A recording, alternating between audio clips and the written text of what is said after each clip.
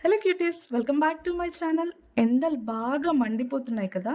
So, అప్పుడు వెళ్ళిన ఈ ఈవినింగ్ పార్క్ అనమాట. సో, ఈవినింగ్ అలా పార్క్ వెళ్తున్నాను. వాకింగ్ చేస్తూ ఉంటే బావుంటుంది కదా అని చెప్పి, మంచి పీస్ ఆఫ్ మైండ్ అయితే ఉంది. చాలా ప్రశాంతంగా చాలా బావుండేది. న్యూ థాట్స్ కూడా వస్తాయి. సో, మీరెవరైనా ఎప్పుడైనా అలా వెళ్తారా? సో, నేను ఎప్పుడైతే వెళ్ళానో అప్పటి నుంచి వర్షాలు స్టార్ట్ అవ్వడం మొదలైంది. సో, అప్పటి నుంచి నేను మానేశాను.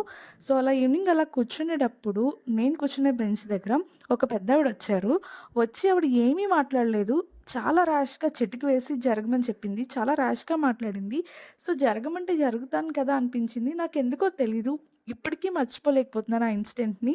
సో, ఎక్కడికెళ్ళినా ఏదో ఒకటి జరుగుతూ ఉంటుంది కదా! స్వీట్ ఆర్ ఏదో ఒకటి.